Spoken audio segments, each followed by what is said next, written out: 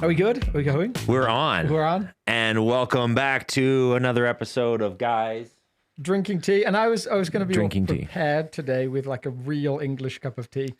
And I left the house and completely forgot the necessary tools. We were both on the same page when it came to the whole tea thing, because I really intended to go to the store and get some milk.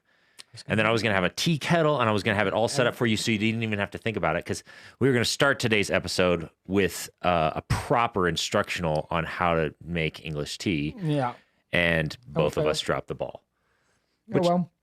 Which is fitting. Yeah, for because this. we're talking about forgiveness.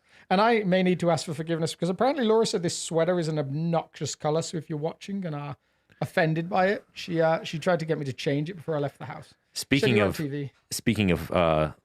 podcast decor, or not decor, outfits, someone kindly pointed out the fact that I had the same exact shirt on for like the first 3 episodes of this show. And I was like, it's my Thursday shirt, okay? It's my podcasting shirt. It's my Thursday shirt. I don't always podcast, but when I do, I wear the shirt. So check it out. Mixed it up this morning. There you go. Better watch out. If you have seen the screenshot for today, it's me strangling Aaron. And Aaron is so large, like trying to get your hands around his neck is like trying to embrace a small tree.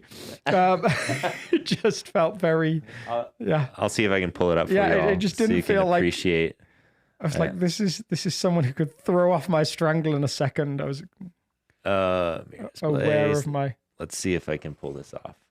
Now you can see yourself in triple. I know. There we go. Look at this. I've got so many yeah. things on the screen. How's that for a screenshot? And now you can read all the weird notes on my whiteboard, assuming that you can speak the same language that I write in. Look at this. I love this. What is this? That's Elena's lion buoy, and she drew that for me. You know why I love this is because I've seen you in there watching Jude, and he keeps trying to erase this, and you're like, no, that's dear to me. Yeah, it's going to be there forever. So, and it does occasionally. Would you forgive forgive him if he erased it? That's the question, since our subject's forgiveness. I would have to. See how I like the way that you see the segue there. That was delightful. All right, but yeah. Back over here to forgiveness. Yeah. So,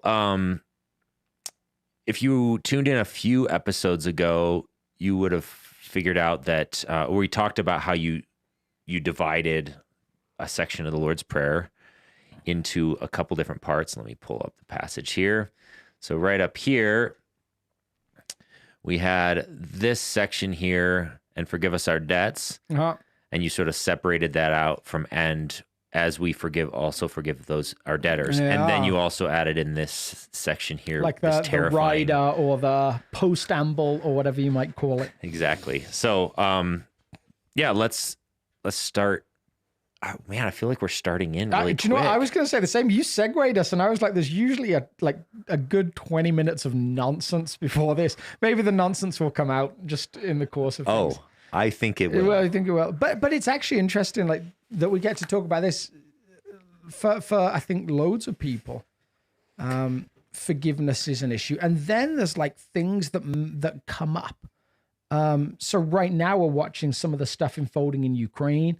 We're watching like this, and for some of you, I'm guessing, you can track back. We've got people in our community that remember the Second World War, that remember maybe not that fought it anymore, but remember coming out of that. And actually, it was interesting. I was just listening to a speech from the UN, or actually a document prepared by the UN that said, having now twice seen the scourge of war in our generation, we, the people of the United Nations, that there was this whole thinking around, we'll never do this again. We've become so much wiser than this. And now for some people, I'm guessing there's feelings of, wow, this reflects back to maybe the Cold War. For some people, middle school, hiding under desks and things, going through drills. Suddenly there's this movement, and so you get like almost like this juxtaposition to me of like, on one hand, Jesus talks about forgiveness, and he talks about turning the other cheek, and he talks about all of these different approaches.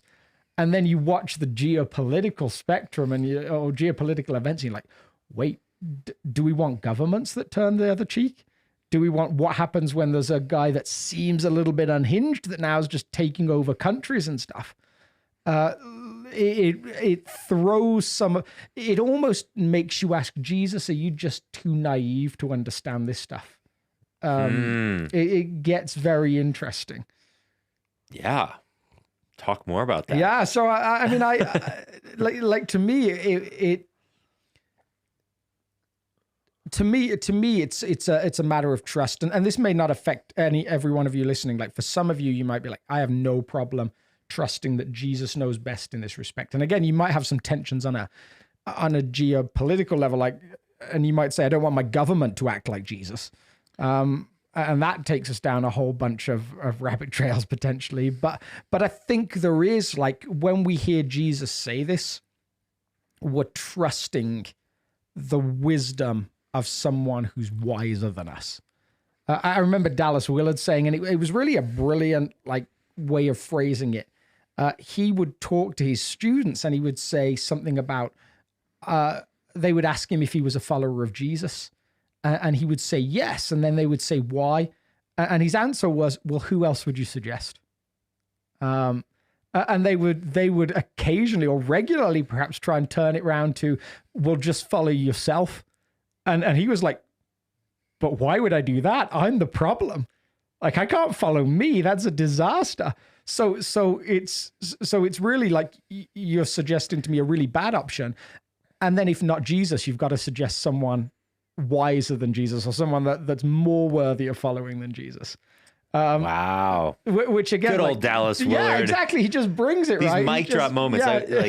If you ever read a Dallas Willard book, you're kind of like, you can read a page and then you have to think for a month. Yeah. Because it's like, just, I don't know what different planet. Yeah. And so I think when we hear Jesus say we should forgive those that hurt us, I think we probably have a boatload of questions, if we're honest. Why? I used the phrase on Sunday, to err is human, to forgive is divine. Mm-hmm. Like, Jesus, why are you asking me to move in the territory of divine? Like, why are you asking me to operate like God operates? Because I don't do that. I'm vengeful. I'm angry. I'm annoyed. I'm a bunch of synonyms or close to it. And I want revenge. Someone hits me, I want to hit them back. Someone strangles me, I want to strangle them back. Someone hurts me by nature, I want to hurt them back. And Jesus invites us into a better way of living and asks us to trust him. Yeah. I think, like, it's interesting how Judeo-Christian thought has made its way into all of society globally in a lot of ways. Yeah. So that means essentially Jewish and Christian morality and stuff has sort of made its way into the fabrics of, like, even secular society. But there's still, like, because everyone wants, like, people to be nice, just be nice. And that's a uniquely Judeo-Christian idea, like pre Jesus, pre the teachings of the scriptures, that was not a given preference necessarily. But then there's certain teachings of Jesus that they're like, well, no, let's be nice, but there's a line. And forgiveness is maybe one of them, or they're like, so where do we draw the line on that? And forgiveness? We always want a line. And the irritating thing is Jesus draws no line. He asks nothing of the other. I've wrestled with this passage so often. And even I remember within seminary, one of the questions that came up was, is Jesus asking us to do something that God doesn't do? Explain that more. So he seems to suggest we should forgive regardless of repentance, regardless of whether the person approaches us. That we should live an attitude of forgiveness towards everybody that has hurt us. And again, we could go back and forth on whether that's actually what he's asking, but yet there seems to be texts or passages of scripture where it seems like God forgives those who come to him for forgiveness. So does God offer this blanket forgiveness to everybody that has wronged him? Question mark. Should we do the same, or does he not do that and yet still asks us? Maybe simply because he knows it's necessary for us to live a healthy life. Well, come on, you're like asking the question. You're the You're the pastor. Answer the question. I came to you for wisdom. Well, that was your first mistake. I'm just a guy drinking tea, man. And then, can you forgive organizations? Can you forgive churches? People say like, a church hurt me. And I'm like, yeah, I don't know. I think a person in a church probably hurt you. A business doesn't hurt you. A person at a business hurt you. And now I do think we struggle when we feel like we've been mistreated by a faceless entity. Like I think I told you my rage story with Apple just the other week. I called Apple and I wanted my iPad fixed, and they said they would fix it. And then the shipment never arrived. And I called them again. They said, well, you don't have coverage on it anymore. And I'm like, but I did when I ordered it the first time. And they're like, well, you don't now. Like, and I'm just so angry. And I said to the woman on the phone, I'm like, you're getting the vent of my anger. And I know it doesn't matter. And I know I could stop buying Apple. I could stop everyone in the church buying Apple. And even that wouldn't make any difference because you're so big and there's nothing I can do. And I'm so angry. But ultimately, there's a person that made a decision that I'm really angry at. Somewhere. They may be faceless. I'm just not sure it's healthy to feel that kind of anger at an organization because it doesn't do us any good whatsoever. Somewhere like moving past that to recognizing that, no, usually it's a person, and especially in church. And then like, what do we do with that need to let that go? And again, to go back to the Ukraine situation, I watched the ambassador to the United Nations for the Ukraine at the Security Council meeting, talking to the president of the Security Council, who awkwardly at this moment is the Russian representative. And I don't know how that works, but there's this moment where he looks at him across the floor and he says, Ambassador, there is no purgatory for war criminals. They go straight to hell. And he turned off his mic. And it was like this moment of deep anger. And you're like, how is the forgiveness there when your country's been invaded? All those different things like that. Jesus asks a lot in this passage. I suspect that so much of what he's asking is for us. He knows the toxicity of unforgiveness. And I threw in that quote on Sunday morning, actually, to give a shout out to Mark Guilford, if he's listening. He came up to me, he was like, oh, I'm sure you've heard this quote before. And I was like, no, it's brilliant. And it was the quote that to hold unforgiveness against someone is to drink poison and expect them to die. The other person to die. Yeah. For you to drink poison. You'd never heard that one before? I'd never heard it before. Wow. I was like, this is wonderful. So, yeah. I don't even have a source for it. I was going to quote me quoting him, quoting Anonymous, because it was like, I don't know where it came from. Yeah. But that's good. So, like it's this subject, you even talked about it in our preparation for this week. It's a subject that whenever you've preached on it, you've been pastoring for a number of years, and it has a lot of emotional energy. What's going on there? I mean, I think we've already hinted at some of that. It's hard. Like it's not this casual, like passing comment that Jesus makes with the lightheartedly, like, no, there's like some serious pain that's been caused. Yeah. In the people who are listening to this, someone may have done something to you that is horrific. And then you read a passage like this. How do you deal with that? Yeah. So what do you think it is that makes this such a heavy and emotional subject? We saw tears on Sunday from various people. Yeah, talk about that. I think that maybe there's a whole bunch of stuff going on there. Like one, I heard someone wise say once, forgiveness almost gets just pushed off to like an optional extra, maybe is a good way of saying it. Like it's like, oh, that's like after you've come to church, after you've like sorted out your sex life, or you've sorted out like the lying, or so we usually have a bunch of stuff that we have go-to for people if they come into a church community. We're like, we have a very clear idea of the order in which God wants them to put their life back together. Yeah. I think we're pretty good at doing that as people. And we may have different types of lists, but again, like, I'm not sure unforgiveness for the most part is as high as some other stuff. So it's almost like a conversation that gets missed at times, I think. And because it feels like too much of an ask. Like, how can I ask this of you? I mentioned the lady on Sunday morning that her hands almost became like claws. She just, so much resentment there. But when you heard her story, some of the things that have been done to her, you're like, oh, absolutely. Like I would be in the same, I'm no, there's no judgment here from me. I would be doing the same thing. I would be reliving the same hurts, the same. And the fact that so much of the time she was such a joyful person was a miracle. But when left alone, there was like these deep resentments that came out. So I think there's like, again, it's a wound that festers. So it builds, it doesn't get better over time. And then because we rarely talk about it in church, it's like we remove the bandages from this wound that hasn't been allowed to heal.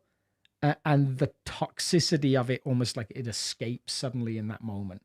It just vents out. And I think that to a certain degree is like some of the reason that every time we open up unforgiveness, it's like, wow, something's going to come out. It seems to be that it's not like Jesus is naive. Well, you asked that question earlier, but...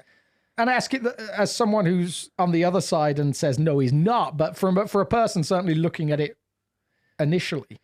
But the only reason I think that Jesus could say something like this, maybe the one justification for that, that challenge to truly forgive another is the fact that, so you just described this wound, right? There's two wounds. There's the wound of someone hurting you that causes a wound, but then there's a wound that unforgiveness starts to carve in your soul. And Jesus seems to think that unforgiveness is the more dangerous wound. Yeah. Yeah. And so he's like, oh, he's okay with the hard ask because it's actually a prerequisite to the other healing properly. Unforgiveness is kind of like, well, all right, so a couple years ago, I don't know, maybe 3 or 4 years ago, I damaged my vocal cords. I had what was called a vocal hemorrhage, which is basically just a bruised vocal cord. Sounds so much more I know, impressive. exactly. I've got a vocal hemorrhage. Yeah. Like, I know, exactly. You mean you had a little bruise and you couldn't handle it? You poor thing. You know, a little bruise. But the funny thing about a bruise on your vocal cords is when you bruise your arm, it heals because you're not hitting it constantly. But every time you vibrate your vocal cords, it's almost like getting a bruise on your arm and then going like this for the rest of existence. Yeah, you can't stop. You just can't heal. Man. And so the only way to heal a vocal hemorrhage is to just not talk at all until it's 6 weeks. It was a very painful... I do. Not as much as me, but a fair amount. I mean, I talk a lot. Yeah. I probably talked more then too.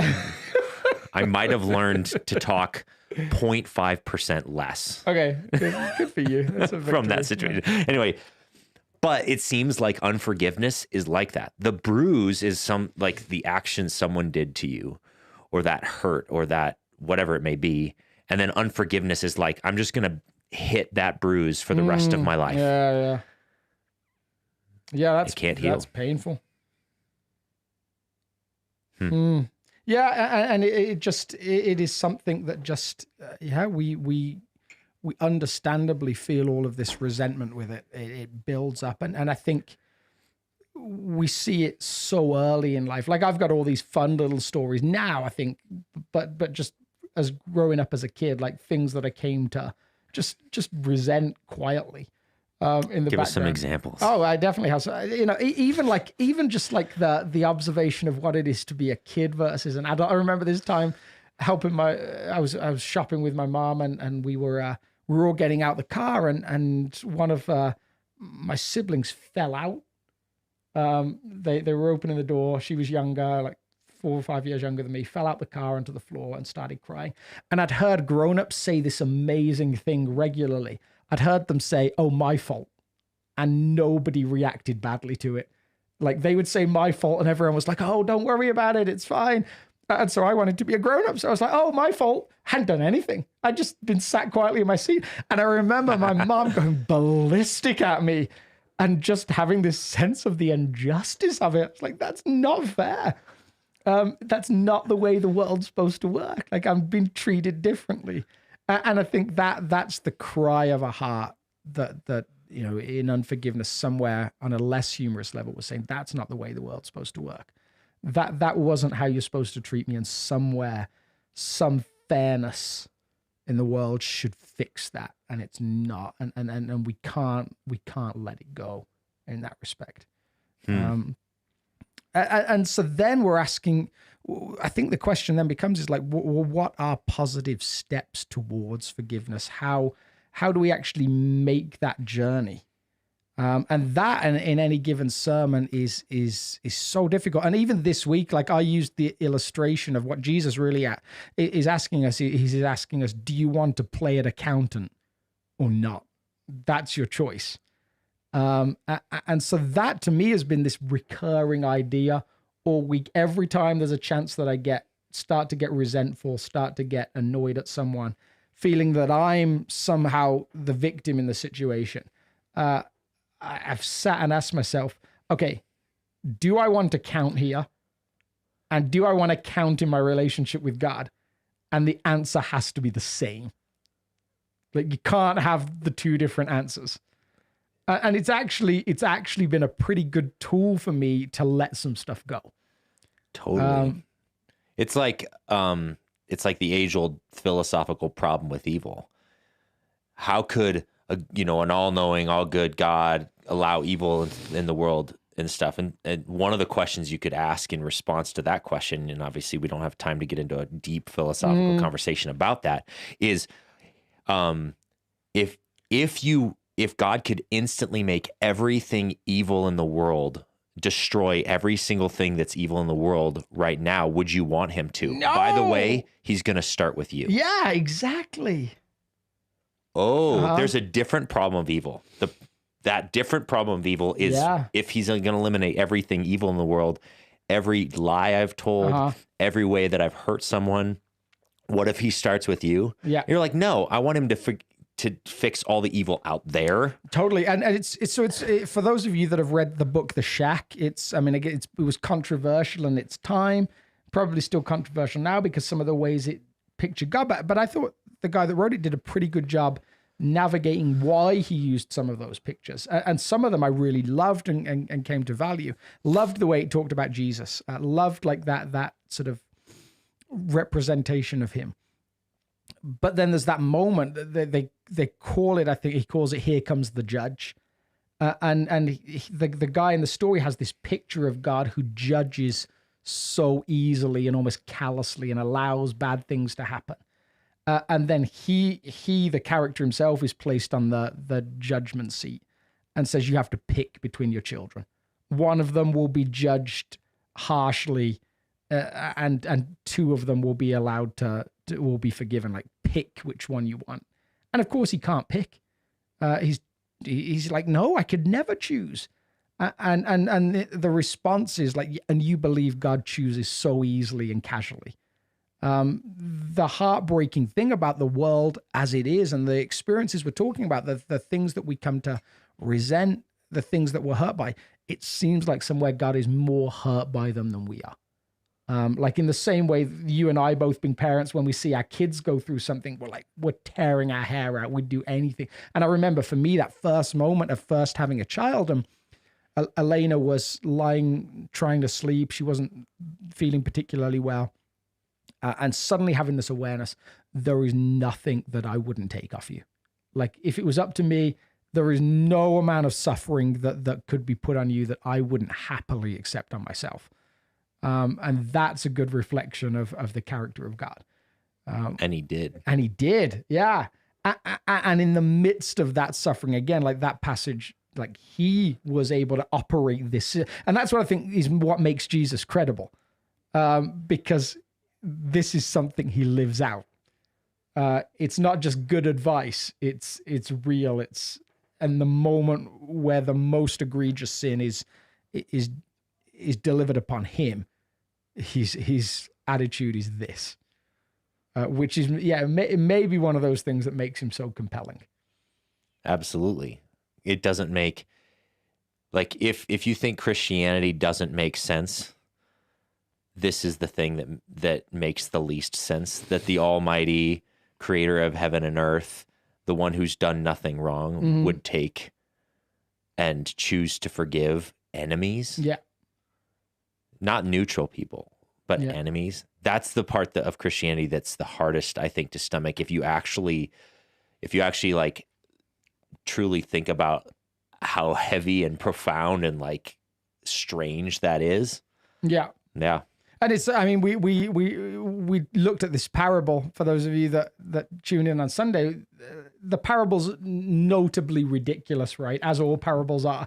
And we got to jam on Monty Python a little bit last week, and Monty Python does this really well as well. It picks on the absurdness of parables in one of their movies. Someone's teaching a parable, and a guy in the crowd is like, you know, there's a guy going from Jerusalem to Jericho, and he's like, well, what's his name then? And the guy teaching's like, he's just some guy. It's like, you're making this up, aren't you? You don't know his name. And the truth is, yes, of course it's made up. They're all made up. That's the brilliance of them.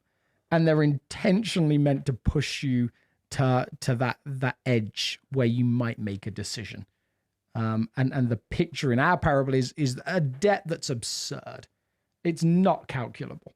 It's like us trying to figure out like the national debt of America. What does that number even mean? Like, how do we even know? Yeah. Trillions of dollars.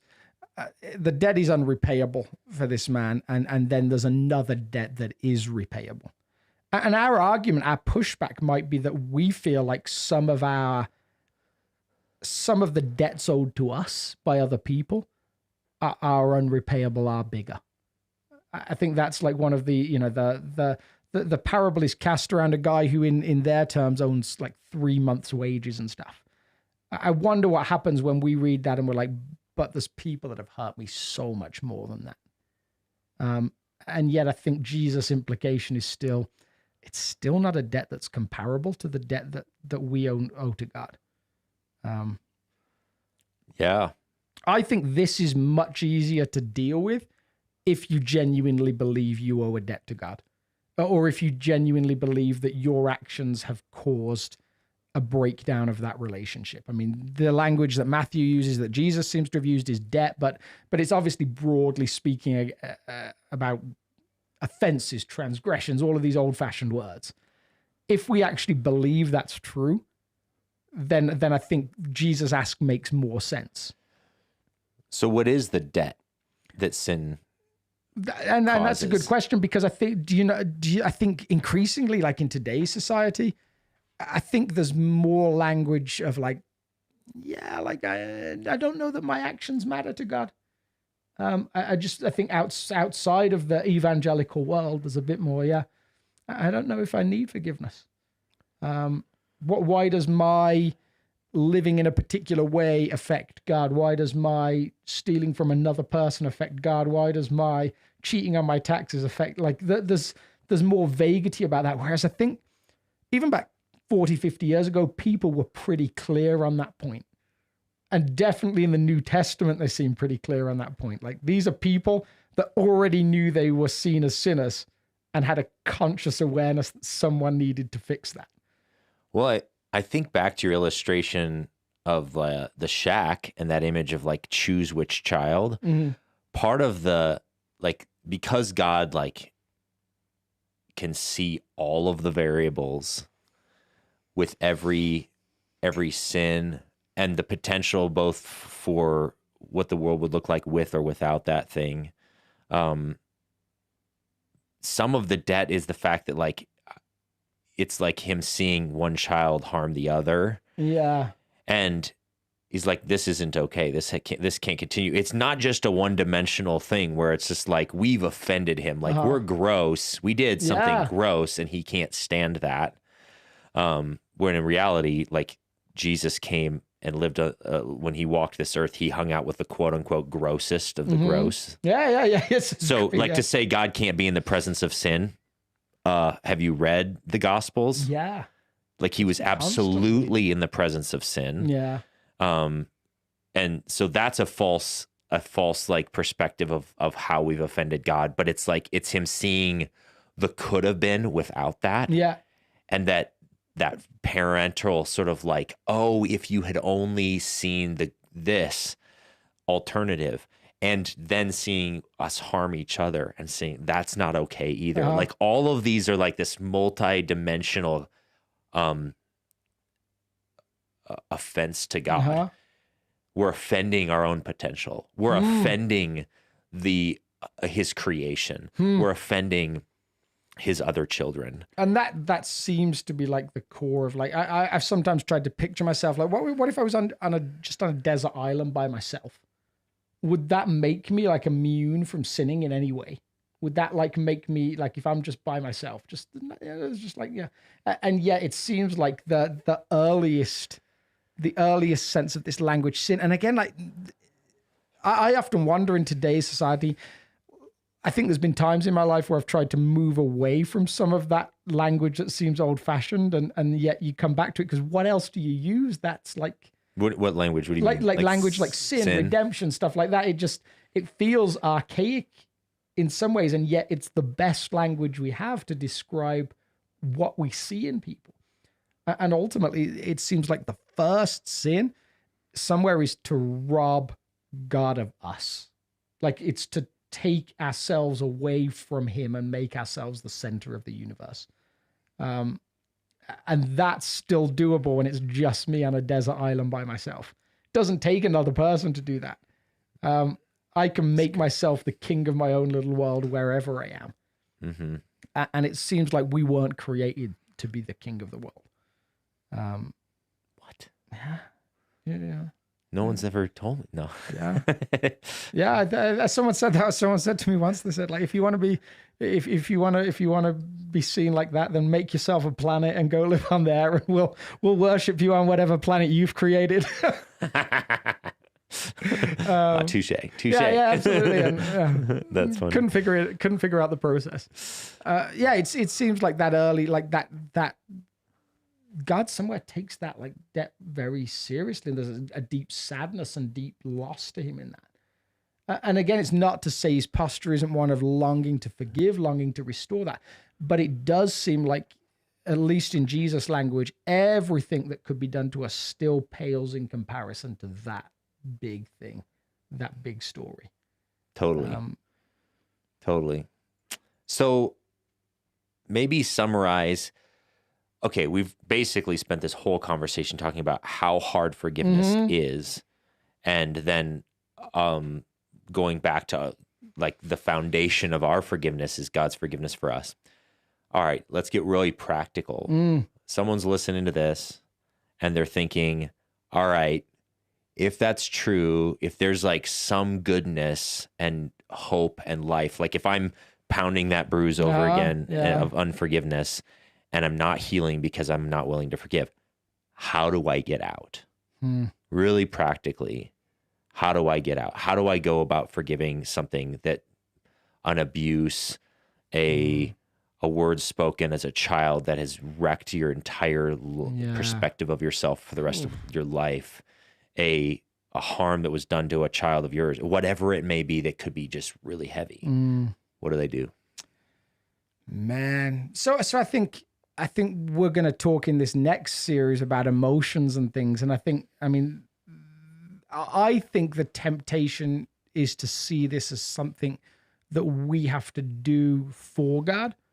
And somewhere the call is to do it in partnership with God.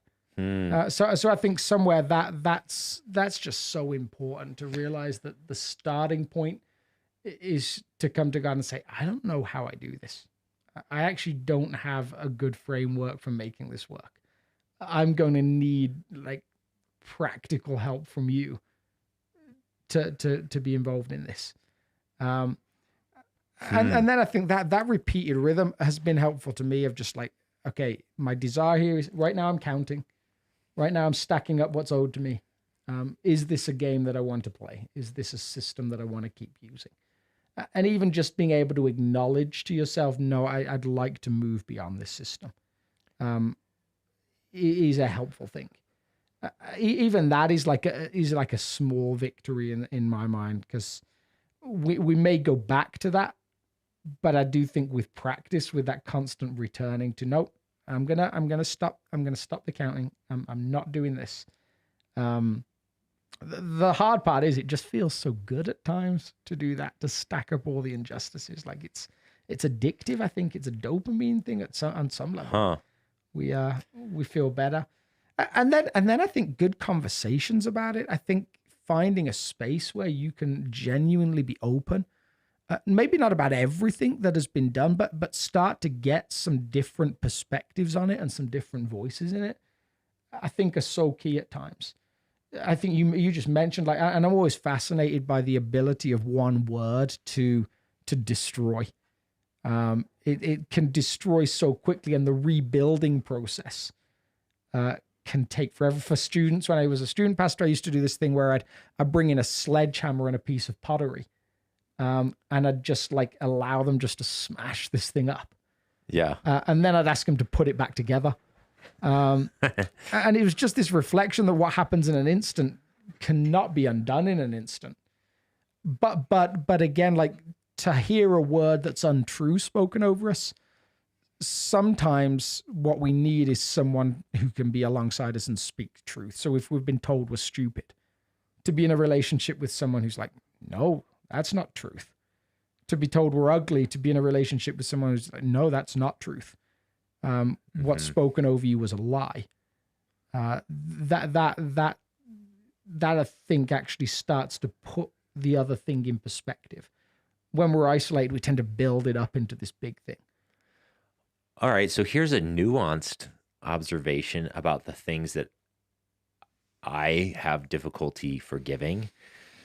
You just gave a couple of examples of someone speaking a lie over you and the damage of that. Sometimes the things that hurt me the most are when someone tells me the truth. Yeah, and I don't want to admit it. Either I don't want to admit it, or the last thing I want is for someone to point out something that I know that is true, and I just don't want them to see it and acknowledge it because I'm trying to save face. And when they say it, it hurts me deeply. So what do you do with that? Yeah, that's a tough one. That is it's proven to be one of the most difficult things for me to deal with. Does it matter at all, like, how they say it? Is it simply the observation? Is there any approach? Like, supposing I was like, oh man, there's this thing about Aaron that's really annoying. Like, is there any approach that has worked for people? Is it about the relationship behind it? Is it just no, that just never goes well? Like, how do you approach forgiving that? No. Like, how have you noticed? Like, is there any way anyone's been able to approach you with truth well? Yeah. Okay. Yeah, I think that there's a wisdom and a tactfulness that some folks can approach that with, because if I think someone can speak the truth over you, and if you have a deep trust in their love for you, regardless of the hurt, the negative thing that they're saying, or the observation they're making, if you know that they are for you and they love you and that their intentions are good, I think that can go fairly well. Yeah. Because that's happened in multiple situations too. And then it actually has this way of almost being more endearing. Yeah. You don't seem like someone that would handle that badly. Not that particular one. But if there's someone who you're not sure you trust their love for you, or they reject you because of something, and then they say that thing, and I don't know. I've found for me, sometimes the things that are hardest for me to stomach are the things that have some truth to it. Because I thought I was doing a really good job of hiding this thing about me. And then someone points it out, and I'm like, no, like it can't be true. Like I haven't been doing as good of a job as I thought I was doing. Yeah. And that can be really hurtful. But isn't that like a whole part of forgiveness? Like there'll be times where a road to forgiveness is us looking at the other person and saying, you are guilty. And I'm choosing to let this go anyway. I'm recognizing that in Jesus' language, I can't carry this system. I can't work this system with you and not bring it back in my relationship with God. At times, forgiving people happens because we get to a point of saying, actually, the problem's with me. I mean, in that case, like the desire to hide our brokenness is about the oldest story in the Bible. There's not many stories older than Adam and Eve hiding in a bush with leaves covering certain parts of them or whatever they were doing. That's really who we are. And so really, I think in those moments, the anger is that someone uncovered the bush or someone moved the bush aside and now we feel we're exposed. No, it was him. Yeah. No, it was her. No, but you made me. Some other wound someone caused me made me. Exactly. Yeah. It's just a deflection. And then the forgiveness is partially like a forgiveness of self. So speaking of which, forgiveness of self. Yeah. That's something we talked a ton of. Person to forgive. Yeah. Have you had moments where where you've harbored unforgiveness of self? Oh, definitely. Someone said to me once, and I thought it was just so wise, but it's so hard to live out. Like God is infinitely kinder and more gracious towards you than you are towards yourself. And I grew up in a Pentecostal church, so for me, guilt was like, it's like growing up Baptist. Like guilt's like just part of the equation. It's like, it's one thing we do well is make people feel guilty about stuff. And we would do these like altar calls. This is back when I was in my late teens, 20s. We would do these altar calls where the pastor would be like, you might get hit by a bus on the way home. Like, you better make sure that you're right with God. Like, you know, if you're not, then you need to get down here and make sure you are. And so I must have gone to 200 of these things. I was there all the time. There was always something that I recognized I wasn't doing well in. And to the point that like it became like a joke in this church of like 2,000 people. Like, it was actually deep. Again, same stuff you're talking about. It was deeply humbling or humiliating maybe. I remember at one point I'd gone out to another one of these response times and the pastor looked at me and was like, you don't need to be here. Go and sit down. And it's like maybe the only time in church history that someone you were rejected at the altar.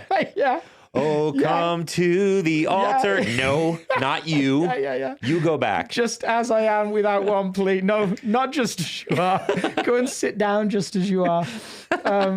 It was rough. Wow. So I actually found being gracious towards myself really difficult. Totally. And I think that would be one of my deepest struggles too. And I maybe wouldn't have acknowledged that fully. Yeah. But now I've done it, you can. No, like, you need time, yeah. At times. Well, even like I had a moment, I did a 7-day silent retreat over my sabbatical. And I was just feeling like during the first day and a half, maybe 2 days, I was journaling and I was just deeply sad. And I couldn't quite put my finger on why. And I kept journaling like, Lord, what is it? Like, why am I feeling this sadness? Where's it coming from? And eventually it like came to the surface and I wrote in my journal, I'm just deeply disappointed in who I've become. Wow. And I proceeded to cry myself to sleep for about 2 hours. I woke up at like 1 o'clock in the morning and wept for another hour. And then I woke up the next day and wept. And then I went to breakfast and I sat back down and I was like, I didn't doubt God's forgiveness. It didn't matter to me because I disagreed. He shouldn't forgive. Man, that's that's heavy, that's man. a delightful twist on this whole thing. I disagreed with him. Yeah. I didn't think he should forgive. Yeah, you're out of your mind. Like, why in the world? But through the course of the rest of that week, and I read this little book called Surrender to Love. In that same, like, you know, it was like Jesus's gift to my soul that I happened to come across, or someone recommended this book to me during that moment. Yeah. So here I am, so deeply disappointed in who I was and what I become and the way I, you know, whatever. And then disagreeing that I was lovable and disagreeing with God that I should be forgiven. Yeah. And thinking he was insane. Yeah. And then this book comes along that talks about this surrendering to his love. Wow. And it was like balm for the soul. And it sounds like I had a similar experience, and this just changed my perspective in this really helpful way. I ended up going to pastor in this church in New York. Felt like the guy that employed me or brought me out there had been fairly untransparent about some of the struggles that were there, like, and then really kind of like felt like he opted out, that he wasn't interested in pastoring anymore. There was definitely some sense of like anger and resentment. And someone gave me a book in that season called A Tale of Three Kings. And for those of you that know the story, it's about the stories of Saul and Absalom and David. And David is the centerpiece, this one chosen by God, and he becomes king and replaces Saul. And then later Absalom becomes king briefly and replaces him. And it just plays with all of the different like ways that they approach each other. And there's this one really poignant bit where it says, and I'm trying to think exactly how it phrases it. It says, Saul never sees like a David that's chosen to replace him. He only sees Absalom that's trying to steal his throne. And Absalom never sees a David like God's chosen person for that moment. He only sees Saul as the person that God has moved on from. And that story is all so complex and everything. But it just made me question, like, one, who am I in this story? Yeah. Like, who am I acting like? David, constantly respectful of Saul all through that process, has opportunities to kill him, opportunities to speak ill of him, will never do it, constantly keeps his integrity. Absalom, different case whatsoever. So it just made me in this moment say, God, like, who am I? I'm disappointed that I'm here. I'm kind of mad at you that you let it happen. I'm certainly mad at the guy that I felt that has led me in that. But I'm also kind of mad at myself. I'm disappointed that I'm being me in this story. And that like we talked about that, like it's a Bob Goff quote. You don't get to pick the parable you're living in. You do get to pick who you are in the parable. And somewhere Jesus paints this beautiful picture of forgiveness, and it could be equally applied to ourselves as to other people. Like we could equally say, like, yeah, I'm the one that can't forgive me. I'm the one that would hold myself to a system of counting and have I measured up and have I done all of those things? And God's like, no, you're not even allowed to hold yourself to that standard. Yeah. Who are you to disagree with God? Absolutely, yeah. About your forgiven state. I decide the debt and I decide whether it's forgivable. You don't get to decide that. Sheesh. Yeah. So maybe a couple other just tips on how to proceed with forgiveness. And then I've been peeking a little bit to see if there's any questions in our streams, and I'll have to check that in a moment more and see if we have any questions. If you do, feel free to drop them in the comment section or whatever. But another tip, I think, for this idea of forgiveness and how do I proceed is there's other passages like giving vengeance over to God's hand, to don't take vengeance into your own hand.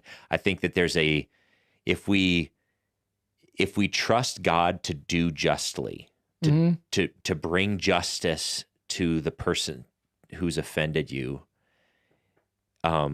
or to take that justice. Yeah. And it's because we're about to move into this series on emotions, and I'm both excited and terrified by what it unpacks and because emotions were something I was told to ignore essentially. In my spiritual upbringing, I was like, don't worry about how you feel. Unless it's good. If it's a good feeling, embrace it. If it's a bad feeling, just get over it. And so one of the passages we'll look at is this Samson passage, where he goes back and forth between him and this group of other people, and it builds and it builds and it builds. It's vengeance on vengeance on vengeance.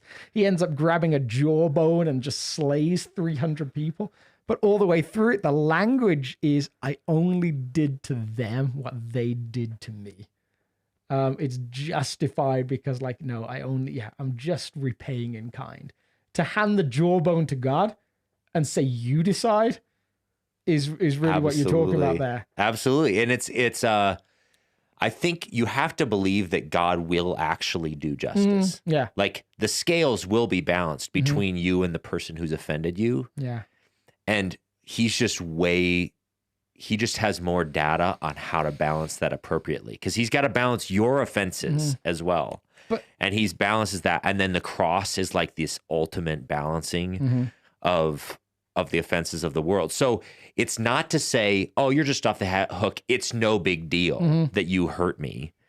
It's actually saying, I choose to let justice be God's. Yeah. Because he knows more of the variables than I wonder do. if there's just some I think there's some real practical stuff that I think is maybe just helpful. Like there's a practice called a water practice of just slowly taking the thing that you can't let go of and clenching it almost in your imagination, just putting your hands in a bowl of water and just opening them up and almost imagining the thing just disappearing. And it can sound a little too imaginative to some people, but even within the Bible, there's this beautiful language that I think Isaiah uses of, as far as the east is from the west, he has removed our sins from us. Like even just that physicality of just saying, no, I'm letting that go, of taking it and writing it on a piece of paper and putting it in the fire, or writing on a rock and dropping it in some body of water somewhere, and just physically having a reminder to go back to, I'm not holding that anymore. Yeah. I've done something practically that puts it away from me. It's almost like a thing that when you want to go back to the cycle of resentment, the cycle of unforgiveness, you can be like, no, I did that. I meant it at the time. I may not feel it right now, but I'm going to keep living to that. Totally. And I think the Psalms are this beautiful example, and I don't know if it's going to make its way into the daily now, but yeah, maybe I'll pull this up on the screen in a moment if you want a little bit of insight into this. But that giving God the justice, like, go ahead and tell him how you feel. Yeah. Like, and we're going to get more into feelings in this next series and stuff, because we're going to talk about a lot of this stuff. But it's saying there's Psalms that are like terrifying with how angry the psalmist is. And it seems to be like this, one of the subtle lessons underneath the surface of Psalms is like, it's okay to talk to God about that anger and then to leave it in his hands. It's like I need somewhere to explode. Yeah. And I either I have the choice to take justice into my own hands and like go attack the person that harmed me. I can try and bottle it up, and eventually it's going to leak out on the people that didn't even harm me, my loved ones, everyone. It just leaks out of us. We can't bottle up pain. Or you can bring it to God and give him all of the pain, even tell him what you want done to the offender, and then let go of it and say, you're wiser than I am to deal with that. That's another thing you can do in the process, is just be honest with him. Yeah, so there's this fascinating psalm that I remember someone quoting to me in seminary, Psalm 137 verse 9, happy is the one who takes your little ones and smashes them against the rocks. It's this deep anger of like, I hope your children suffer because of what you've done, and they die. Again, it's raw emotion. It's not saying that's what God wants. And then I love to put it alongside this other story that I heard that fascinated me about this golfer. I was going to use, this is one of the things that got cut on Sunday morning. This golfer who won his first tournament, $1 million or so, and a lady comes up to him in the parking lot and starts telling this story about this child that's going to die. Her child is sick. She's only got a couple of months left with him, and he just endorses the check over to her. Just says, just go and enjoy the time you have. Maybe get some care that you wouldn't have been able to get otherwise, and that's great. And the next week at the next tournament, some people come to him and say, "Oh, it's a fraud. There's no child. Like there's no sickness. She's a fraudster." And he looks at them and he says, "You mean there's no child that's going to die next month?" And they're like, "Yeah." And he's like, "That's the best news I've had all year. Like, that's amazing. The fact that you're telling me that there's a child that's going to live is great. Or that there's not a child that's just on death's door. That to me is great." Somewhere it seems like our relationship with God enables us to move from the first story to the second story. We can actually so process our emotions with God that we can go from happy are the ones who take your little ones and smash them against the rocks to, God, if you can bring about stories where children live, where the thing doesn't happen, that's a great story. Absolutely. Man, well, I'm going to quick peek at some of our comments if we've got any. I think if you want to explore that idea of the Psalms a little bit more, maybe what I'll do is I'll leave a link to another YouTube video. There's just this little short clip from Walter Brueggemann talking about the Psalms, specifically that Psalm. Clip. Yeah. Specifically this, I think it's the same Psalm you were referencing. And remember. he talks about like, why is this in the Bible and what are we supposed to do with these prayers that are so violent and vengeful? And I think it's a beautiful gift and it may help you process your own forgiveness process. The theological language is imprecatory psalms, right? Is that right? Imprecatory prayers. Yeah. Look at us. We know our stuff. We know our stuff. All right. So I'm going to quick see here. It doesn't look like there's any comments that I'm seeing right this moment on YouTube. So let me hop over on Facebook. I'm not a big Facebook guy, so sometimes I forget. If you're watching this on Facebook, sorry, I neglect you. Let's see. Where's this? See if this live stream's over we meant there. to go back to some comments from last week, but I don't think we've got time to do that. What's that? Was What some comments from last week about just on what we were talking about last week? Or was it just... I don't think there were questions. There weren't questions. There were beautiful rabbit trails. I loved some of the rabbit trails. Send us more rabbit trails. Yeah, we've had like Colorado River rabbit trails. We've had... Yes. What else have we had? There was something last week that just looked like a delight. Oh, it was about... No, I'm blanking. Mine's gone. Yeah. I don't know. Well, piece of news. This is a podcast now. Yeah. So it may not quite be on iTunes yet, iTunes or Apple Podcasts, but I think it's already on Spotify. And Teresa did a great job getting it all plugged out there into various different podcast environments.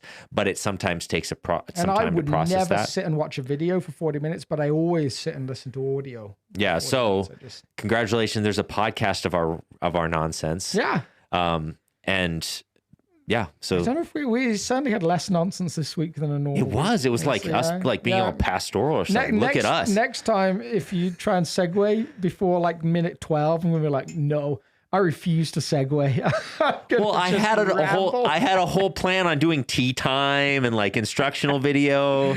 All right, I need a or comment somewhere if you want Alex to do this to think. Because if I think right now it's just a cool idea in my head. No, it's gonna be great. But if enough people would like tea time, I'm gonna like it so many times that it's gonna get. Yeah, that's how it works. It's like unlike, unlike. That's how the button works. I'm just gonna create lots of profiles on Facebook.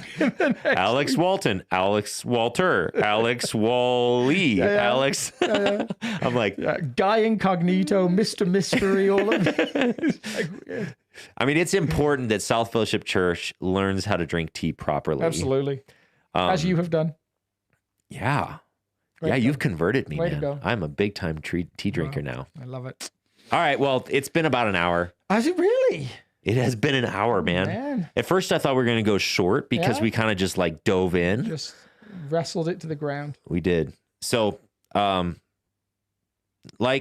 do all the things. If this format's helpful to you, let us know. Not because it boosts our ego or anything. But if you don't, we just won't forgive you. Yeah, That's absolutely. No. But it has been fun to talk to people.